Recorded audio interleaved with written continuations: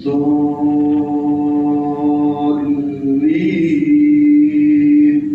آمين.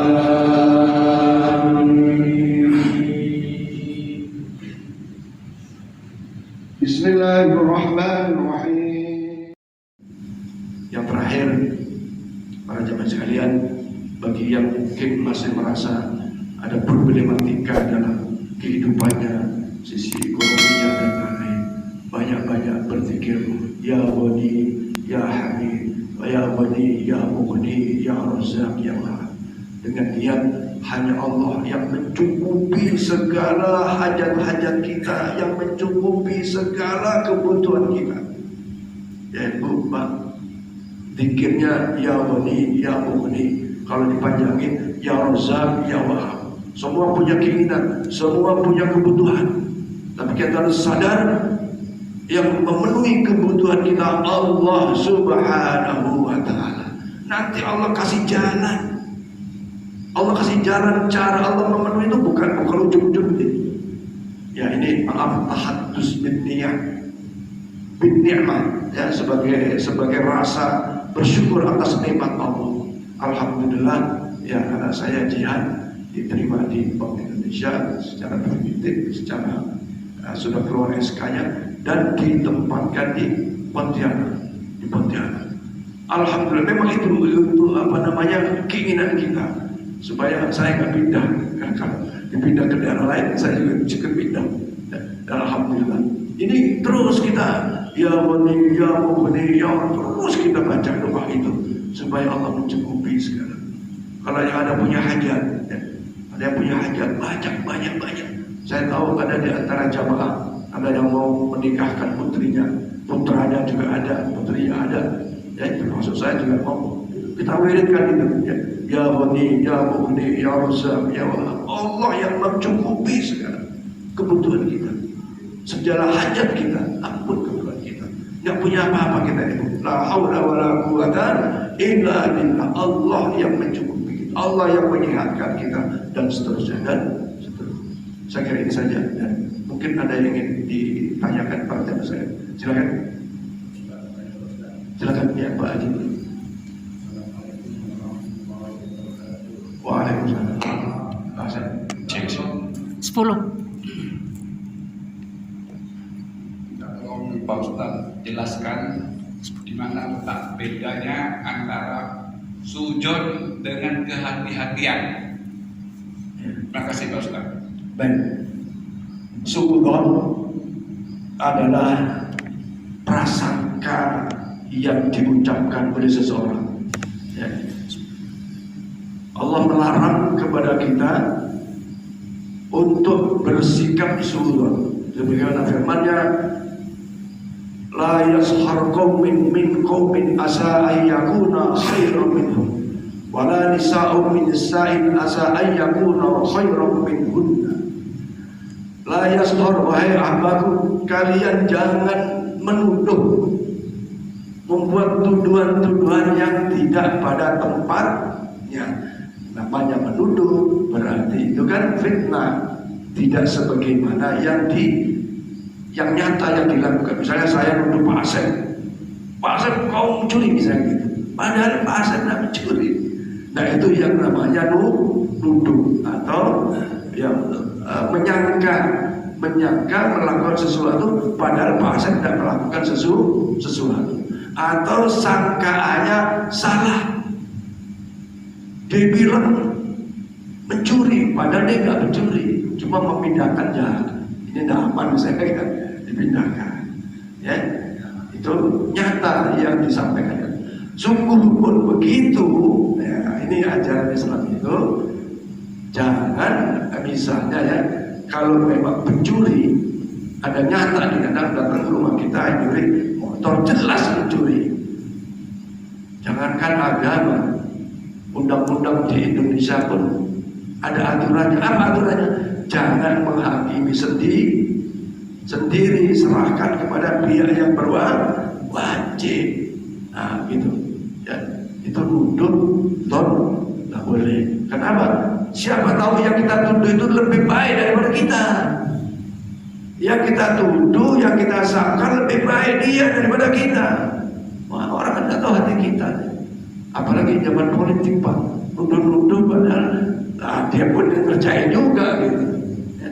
Nah, bedanya apa tadi? Hati-hati. Misalnya ini Pak Ustaz, kita tadi ya Pak Ustaz bilang di Masjidil Haram ada mahasiswa yang anunya casingnya bagus. Nah, kita sholat, kita letakkan mata kita di kanan kita.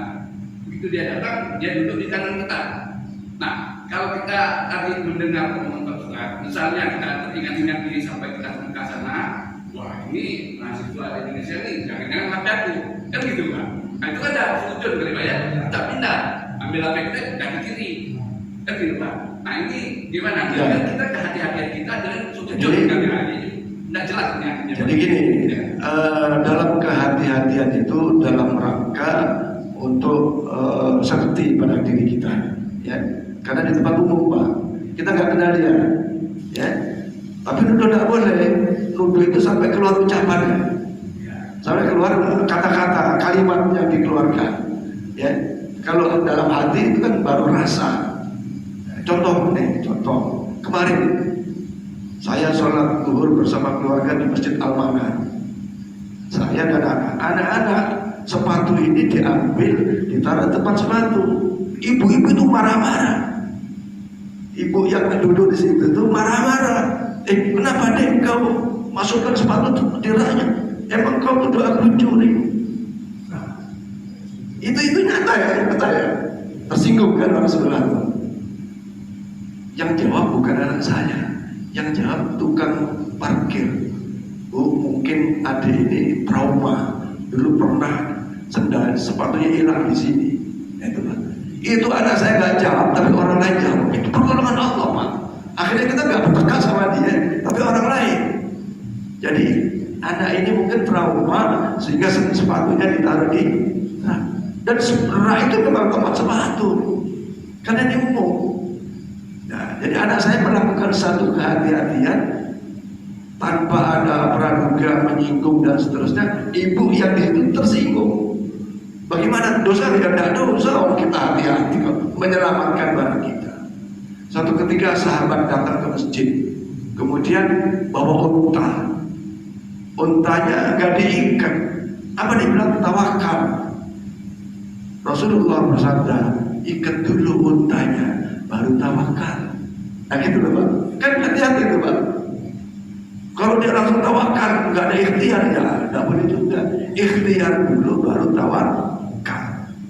Hati-hati sangat dibolehkan Pak. Karena apalagi tidak kenal. Kecuali seperti tadi kan, Pak Haji Mur jejer Pak Sobari bawa HP Pak Haji Mur. Nggak mungkin diginiin, ya. Karena udah kenal Pak. Saya ngalami itu. Saya datang duduk di samping almarhum Pak Kiai Haji Zainuddin MC di Jakarta waktu itu. Terus di depan Pak Kiai Zainuddin ada korek api. Ya, ada korek api. Begitu saya duduk, salaman, duduk karena memang satu komunitas di Al-Isra ya.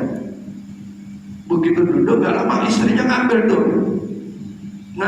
korek yang mungkin mahal ya, korek warna emas, dia ambil sama istrinya. Terus Pak Kiai Abdul Rahman Said Hamid, kenapa Bu? Enggak, Pak Ustadz suka lupa, suka ketinggalan. Ini hati-hati. Istri Pak Zainuddin tidak kenal saya, kalau saya sudah kenal dengan Pak Haji Zainuddin aja. Nah, itulah kehati-hati Pak. Kenapa? Pernah kejadian korek apinya hilang diambil Allah. Jadi jelas bahwa hati-hati adalah langkah yang sangat dianjurkan oleh Rasulullah Muhammad SAW. Tetapi kehati-hatian itu tidak akan menimbulkan dosa karena kondisi seperti tadi itu. Tapi kalau dhon, buruk sangka, itu jelas punya dosa, ya, dilarang oleh Allah dan Rasulullah Muhammad SAW. Saya kira itu Pak. Ada yang lain mungkin? Ibu-ibu?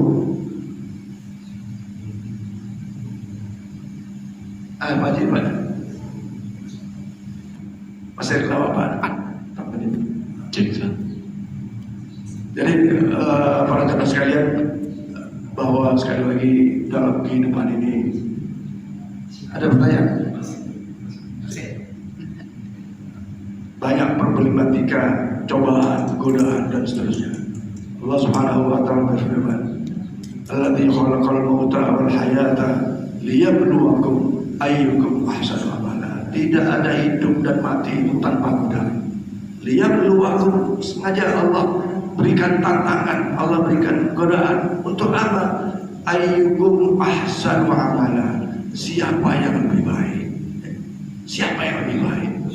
Maka tadi malam ada jamaah kita, Pak Haji, Pak Ustaz, saya kepingin jamaah salat subuh, kepingin saya sudah bertekad tahun 2024 saya mau jamaah subuh, begitu. Tapi entah bagaimana, sudah dengar saya salat subuh, adzan subuh maksudnya, tapi Allah belum menggerakkan. Oh, bukan Allah belum menggerakkan, niat Bapak kurang kuat. Sekarang saya mau tanya, apa alasannya? Kasihan orang rumah sendirian. Saya bilang udah, orang rumah titipkan kepada Allah Subhanahu wa taala. Begitu. Pak, kalau keluar rumah jangan cuma kunci. Ya Allah, aku titipkan rumah ini kepada Engkau yang menjaga rumah ini, Engkau yang menjaga anak saya. Yang tadi ada yang kurang. Kita ini nggak punya kemampuan apa-apa menjaga, merawat, mendidik anak. Ya muqallibal qulub, yang membolak-balikkan hati itu Allah. Kita titip kepada Allah. Kalau sudah sampai, ya Allah, aku titipkan rumah ini, aku mau pergi silaturahmi mana? Insya Allah. Kalau ternyata rumah itu kemalingan, itulah yang namanya sudah takdir. Dan setiap cobaan itu pasti ada nilai lebihnya. Ya, ibarat orang ujian, habis itu lulus atau naik kelas, nah mungkin kita nggak diuji. Jadi apapun, jadi istri diuji oleh Allah atas perilaku suami, jadi suami diuji oleh Allah atas perilaku istri, jadi ibu, jadi bapak diuji oleh Allah atas perilaku anak, ya kan? Itu Quran sudah jelas menjelaskan.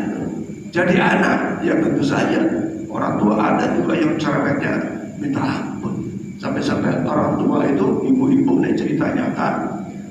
Anak mau menikah, ibu bilang apa? Enggak nak, jangan menikah dulu nak. Nanti kamu tinggal aku nak. Coba gitu. Anaknya sudah usia 27 tahun laki-laki. Ya, jadi anak itu ibarat kita ya biar pacaran itu kan nggak boleh mampir foto di samping anak laki-lakinya, nggak boleh. Marah ibunya gitu. Sampai segitu tuh ada tuh. Nyata. Nah ibu gimana tuh mendidik anak?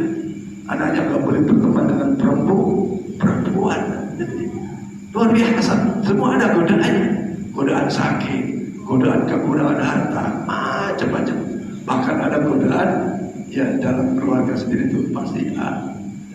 Saya kira itu jamaah sekalian, mudah-mudahan apa yang kita lakukan selama ini yang baik diterima oleh Allah Subhanahu wa taala, dan Allah beri kekuatan untuk bisa kita pertahankan dan kita tingkatkan di tahun 2024 ini. Dan apa-apa yang kekurangan, mudah-mudahan kekurangan kita disempurnakan oleh Allah Subhanahu wa taala. Kalau toh ada dosa, insya Allah dosa-dosa kita diampuni oleh Allah Subhanahu wa taala. Mudah-mudahan Allah jadikan tahun 2024 keadaan yang lebih baik dari tahun-tahun sebelumnya dalam segala dimensi kehidupan kita, dan Allah beri keberkahan dalam perjalanan kehidupan kita sehingga kita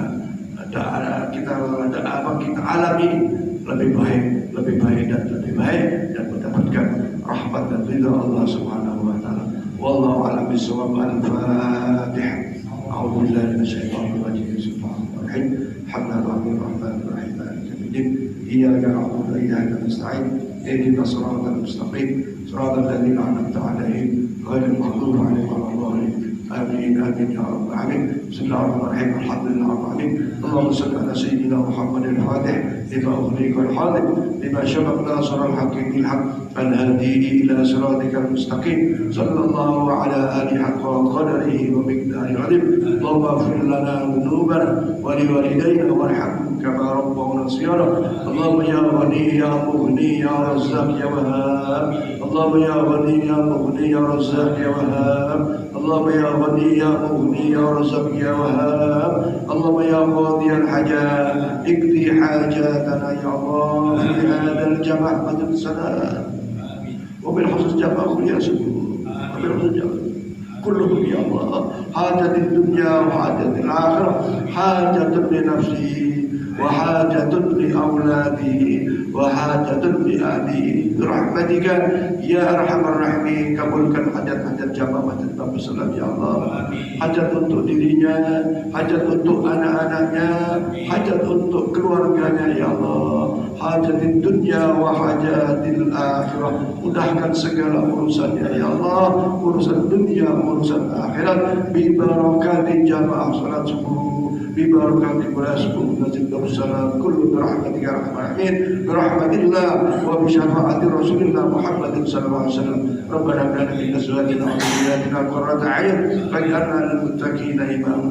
Jauhkan kita dari segala macam penyakit, musibah, bala dan bencana dalam kehidupan ini. Birahmatika ya arhamar rahimin. Wa sallallahu alaihi wasallam Muhammadin wa ala alihi wasallam.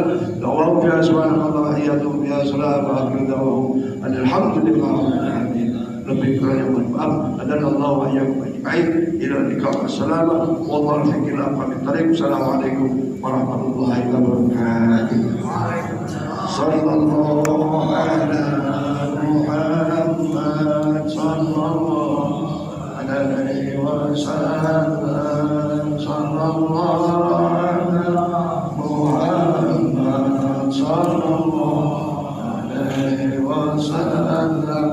Sallallahu ala Muhammad sallallahu alaihi wasallam.